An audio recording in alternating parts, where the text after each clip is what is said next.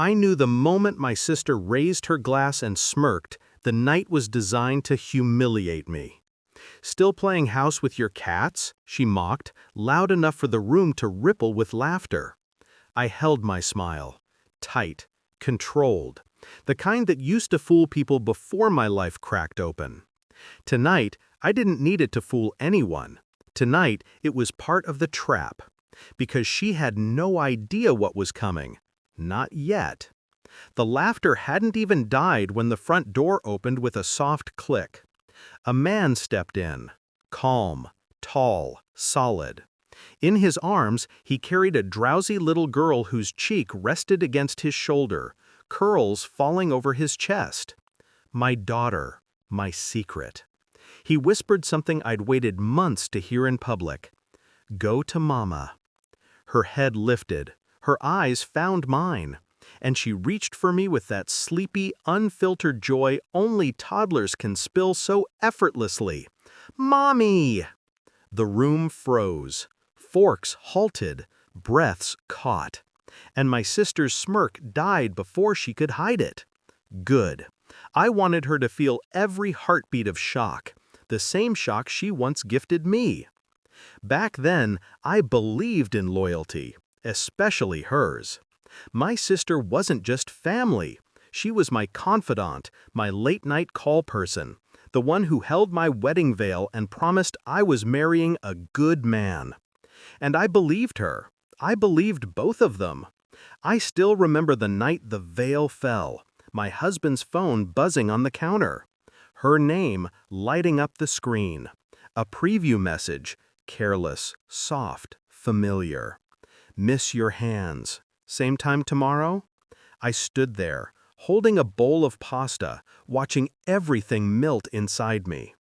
The betrayal wasn't loud. It was silent, slow, and oddly polite, like they expected me to just understand. I didn't confront them, not then. Shock can be a beautiful cage.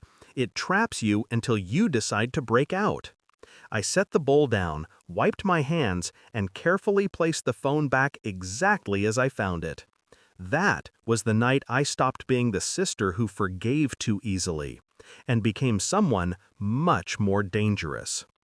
I didn't scream, or cry, or beg. Those reactions would have given them power. Instead, I studied them, not just as people, but as weaknesses. My sister's vanity, my husband's arrogance, their mutual belief that I was soft, emotional, blind. So I played into it.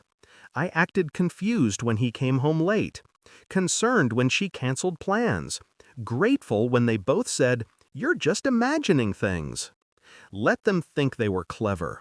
Clever people are predictable, and predictability is the foundation of revenge. I waited, patient as glass.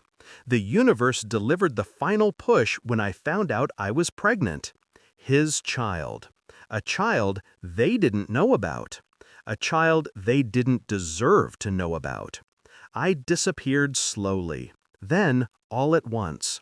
Filed for divorce from a private address, cut ties with my sister, moved states away without a forwarding message. People whispered, but no one knew the truth. I wasn't running, I was preparing. Preparing for the moment I could return not as the woman they pitied, but as the woman who rebuilt herself in silence and built a life without them. Which brings me back to my niece's birthday, the stage I chose. My sister invited me out of guilt, masked as duty. I accepted out of strategy. I walked into that party knowing exactly what she'd say. The jabs about my single life, my loneliness, my lack of a real family. Her jokes weren't insults. They were the perfect opening act. So when the door opened and Liam stepped in, the man who'd been my steady refuge during the hardest year of my life, and placed my daughter in my arms, the silence in the room felt like justice settling into its rightful place. My sister's eyes widened. My ex-husband, who had showed up, smug and bored, suddenly looked like he'd lost the floor beneath him. Is Is that your child?" she stammered. I kissed my daughter's forehead. "Yes. Who's—" She didn't finish. She didn't need to. Liam wrapped an arm around my waist, his voice calm. "Mine." Gasps.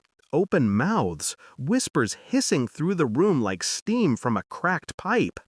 My sister's face paled. It wasn't just shock. It was the realization that everything she assumed about my life, the loneliness, the emptiness, was gone, replaced by something she could never touch, something she'd tried to destroy before it even began. Family, a real one. I didn't gloat, didn't humiliate her out loud. Revenge isn't about noise. It's about truth revealed at the right moment. So I simply held my daughter, meeting my sister's trembling stare. "I'm not playing house," I said softly. "I built one." And for once, she had nothing to say. Walking out of that house, my daughter asleep again on my shoulder, I felt the weight I'd carried for years finally evaporate. Revenge doesn't always roar. Sometimes it walks in quietly, wrapped in a child's sleepy hug.